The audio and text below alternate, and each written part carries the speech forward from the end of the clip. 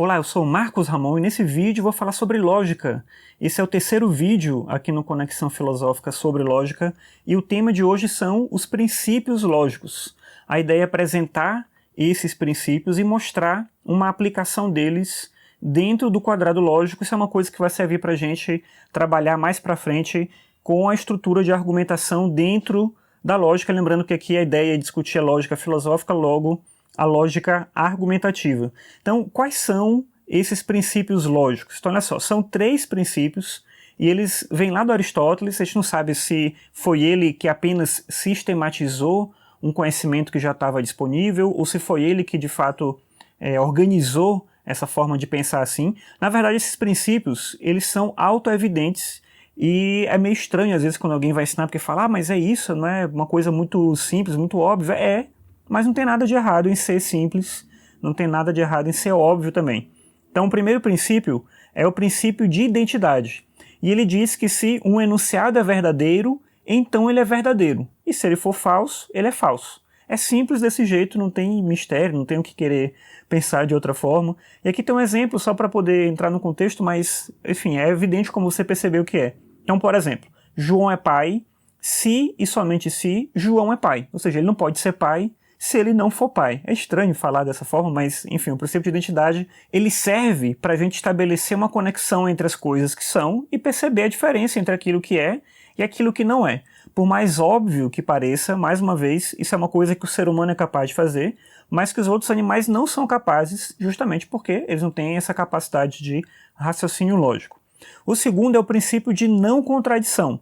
E ele vai dizer que nenhum enunciado pode ser verdadeiro e falso ao mesmo tempo, pelo menos não sob o mesmo aspecto. Então isso é importante. Um enunciado pode até ser verdadeiro e falso ao mesmo tempo, só que não sob o mesmo aspecto. Por exemplo, não ocorre que João é pai e não é pai.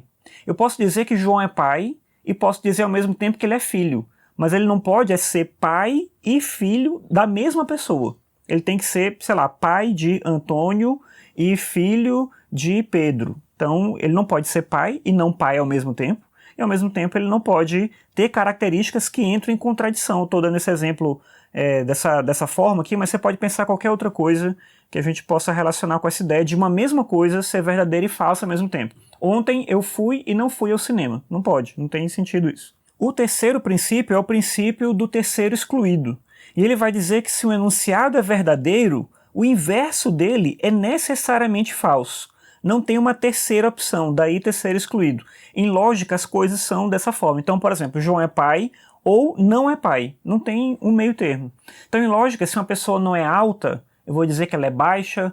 Se ela não é, sei lá, rica, eu vou dizer que ela é pobre. Então, a gente vai trabalhar sempre com esses extremos. A gente vai dizer, mas no dia a dia, na vida comum, a gente tem gradações das coisas, tal. Sim, existe isso, mas a lógica, especialmente nesse ponto de vista da argumentação, ela tenta trabalhar com essa eliminação dessas variações, justamente para a gente poder entender as coisas dentro de uma estrutura argumentativa simples mesmo. Então, como eu falei, um enunciado, se ele é verdadeiro, o inverso dele necessariamente é falso, ele não é mais ou menos, ele não é quase, ele não é muito, pouco, não tem isso. Então é sempre dessa forma. E aí a partir desses princípios a gente tem o que a gente chama de proposições categóricas. São 4 proposições categóricas. Em lógica a gente sempre trabalha com essas mesmas proposições. Então a gente vai trabalhar com proposições universais e proposições particulares.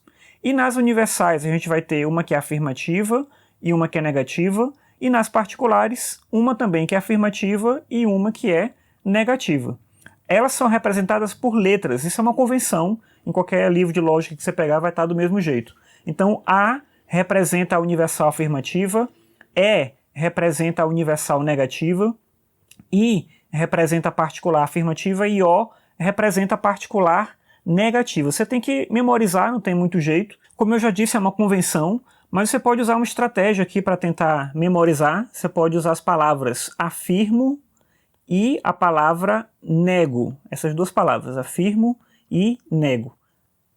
Você pode pegar as 2 primeiras vogais de afirmo e as 2 únicas vogais de nego.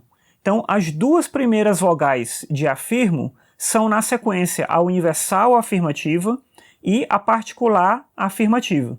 E as duas únicas vogais de nego são a universal negativa e a particular negativa. Elas funcionam desse jeito. Como é que seria uma formulação dessas proposições categóricas numa frase, no contexto de uma frase? Então, quando a gente está falando da universal afirmativa, a gente quer dizer todo. Então, por exemplo, todo livro é caro. Vamos dizer que seja essa frase que a gente está trabalhando.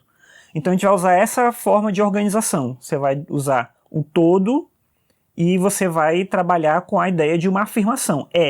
Todo livro é caro. Então, tem uma universal afirmativa. Se fosse essa mesma frase, mas universal negativa, eu ia dizer nenhum livro é caro. Então eu vou usar esse formato para trabalhar com a universal negativa. Deixa eu arrumar aqui. Nenhum livro é caro. Então estou usando aqui esse elemento que determina ao mesmo tempo que ela é universal e que ela é negativa, universal negativa nesse caso.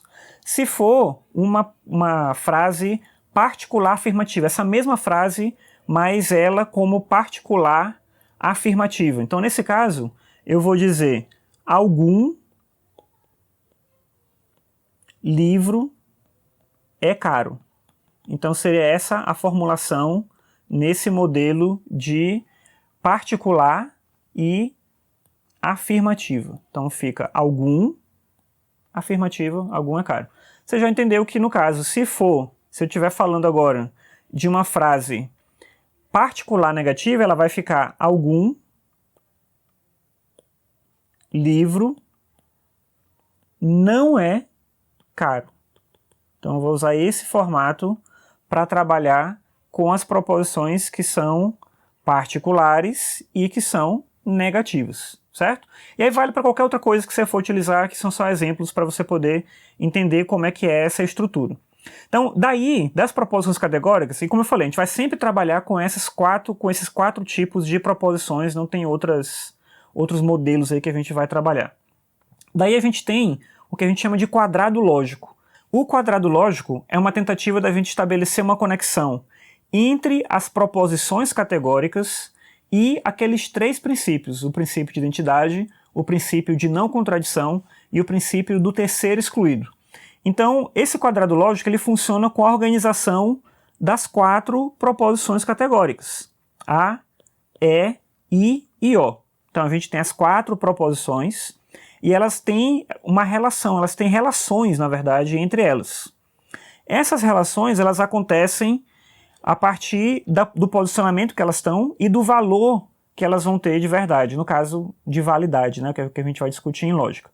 Então, essas proposições, quando elas estão aqui em cima, as proposições A e E, a gente diz que elas são proposições contrárias. A e E são proposições contrárias. I e O são proposições subcontrárias. Subcontrárias. As que estão no extremo, ou seja, o I e o o A e o O, elas são proposições contraditórias. Então essas que estão aqui, vou já mostrar aqui, peraí, deixa eu escrever primeiro. Contraditórias. Essas aqui que cruzam de um lado para o outro, elas são contraditórias. Então o A é contraditório ao O, o I contraditório ao E. E essas aqui, do lado, elas são subalternas. Na verdade, a de baixo é subalterna dessa de cima. Subalterna. Essa é a relação de subalternidade que vai ter, no caso aqui, é subalterno essa de baixo em relação àquela lá de cima. Então funciona numa direção só, digamos assim, né? Então essa aqui, a mesma coisa. Peraí, aqui, ela vai ser subalterna em relação à outra de cima, né? O O é subalterna do E. Então a gente vai ter essa relação, e é isso que a gente chama aqui de quadrado lógico. Então no quadrado lógico a gente tem essas relações dentre as proposições. Essas relações elas são importantes para a gente poder perceber como se estabelece uma conexão entre, como eu falei, né, do valor de verdade dessas proposições. Então, por exemplo, se eu tenho uma proposição A e eu digo que ela é verdadeira, a proposição O necessariamente vai ser falsa. Necessariamente. Então, por exemplo, eu digo que todo livro é caro, como eu peguei naquele exemplo lá que a gente estava trabalhando, né? Então, o exemplo que a gente colocou aqui foi todo livro é caro. Então, todo livro é caro. Aí eu digo, olha, isso é verdade. Todo livro que existe, não interessa qual, todos eles são caros.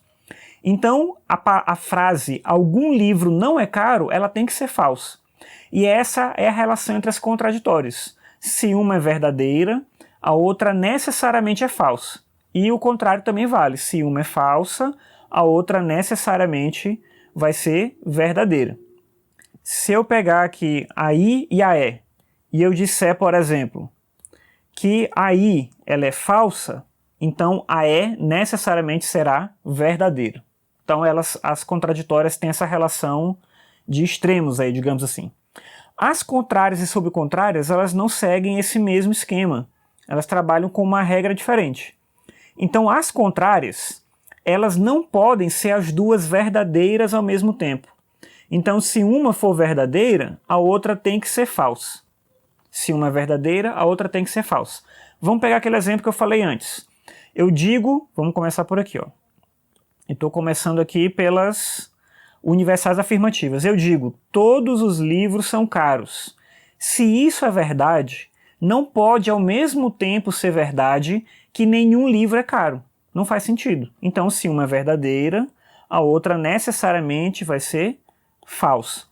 Agora, o inverso aqui, ele não vale. E eu vou já explicar por que não vale. Então, olha só. Então, vamos dizer que eu comecei aqui pela universal negativa. E eu digo que isso aqui é falso. É falso a frase que diz que nenhum livro é caro. Então, olha só. Eu digo, nenhum livro é caro. Eu digo, isso é falso. Se isso é falso, eu não tenho como saber com certeza se a universal afirmativa vai ser falsa ou verdadeira. Eu não tenho como ter certeza, ela pode ser qualquer uma das duas. Então a gente vai dizer que o valor dela, nesse caso, é indeterminado. Eu não tenho como ter certeza disso. A mesma coisa valeria se eu usasse o sistema contrário aqui. Se eu começasse pela universal afirmativa, se eu falasse, a frase é, todos os livros são caros. Aí eu digo, isso é falso. Não é verdade que todos os livros são caros. Isso não me dá certeza que nenhum livro é caro. Eu não tenho certeza disso, e nem o oposto. Então, eu tenho aqui um valor indeterminado. Para as de baixo, vai ser o oposto. Então, olha só. As universais, aqui são as contrárias, elas podem ser falsas ao mesmo tempo, mas elas não podem ser verdadeiras ao mesmo tempo. Então, se uma é verdadeira, a outra é falsa. Se essa aqui for verdadeira, essa aqui é falsa. Se essa for verdadeira, essa aqui é falsa. Eu já sei isso com certeza. Nas subcontrárias eu vou ter o inverso. Elas podem ser verdadeiras ao mesmo tempo, mas elas não podem ser falsas ao mesmo tempo. Então, se essa aqui for falsa, com certeza essa aqui vai ser verdadeira. Mas o inverso não vale. Se essa aqui for verdadeira, eu não tenho como saber o valor de verdade daquela ali. Não tenho como eu identificar esse valor de verdade naquele momento. Então essa é a relação entre elas. Então, repetindo. Nas universais, se uma é verdadeira, a outra com certeza é falsa. Mas se uma é falsa, o valor da outra é indeterminado. Nas subcontrárias, se uma é falsa, a outra com certeza é verdadeira. Mas se uma é verdadeira, o valor da outra é indeterminado. E as subalternas? Subalternas é o seguinte, se a de cima for verdadeira, a de baixo com certeza é verdadeira também. Ela segue, né? Ela é subalterna porque ela segue. Se essa aqui é verdadeira, a de baixo é verdadeira também. Mas o mesmo não vale se a gente for fazer o oposto.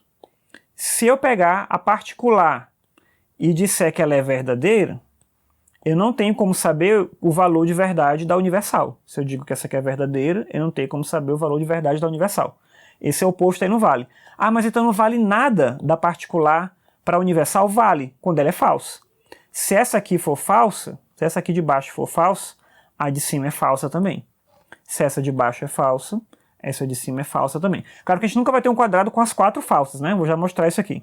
Então, quando você vai estabelecer o valor de verdade delas, você vai fazendo a partir de uma e vai tentar completar tudo. Então, por exemplo, o melhor é você começar pelas contraditórias. Essa aqui é verdadeira. Então, eu vou para a contraditória dela. A contraditória sempre é o oposto. Então, essa aqui é falsa. E aí eu chego no impasse. Nesse caso, as duas de cima podem ser falsas ao mesmo tempo. E uma pode ser falsa, uma pode ser verdadeira. Então aqui é indeterminado. Se essa aqui é indeterminada, o valor dessa aqui de baixo também é. Eu não tenho como saber o valor dela. Vamos começar agora de outro jeito. Vamos começar pelas particulares, mas vamos começar com uma falsa. Eu vou dizer que essa bem aqui de baixo é falsa. Se ela é falsa, qual é mais fácil de identificar o valor? A contraditória. Então a contraditória é verdadeira. Essa é verdadeira. As de cima, as contrárias, lembra a regra? Elas não podem ser verdadeiras ao mesmo tempo. Então, se o A é verdade, o E é falso. E aí eu vou para as contraditórias. Se essa aqui é falsa, essa de baixo aqui é verdadeira. Mas eu podia usar a regra da subalterna também, lembra? Se a de cima é verdade, se essa aqui de cima é verdade, a subalterna dela é verdadeira também. Aí a gente completa o quadrado todo. Então algumas vezes a gente vai conseguir completar ele todo, e em outras vezes não vai ser possível fazer isso. Como esse vídeo já está ficando muito grande, eu vou encerrar por aqui, e no outro vídeo eu vou trazer alguns exercícios para a gente poder testar melhor esse quadrado lógico e tentar identificar essas relações que existem entre eles para poder ficar um pouco mais claro. Qualquer dúvida que você tiver, eu acho que reassistindo, identificando as regras, fica mais fácil você perceber, mas qualquer dúvida você pode deixar nos comentários e eu trago talvez outros exemplos numa outra aula, num outro vídeo. Mas é isso, obrigado pela sua audiência aqui e até a próxima.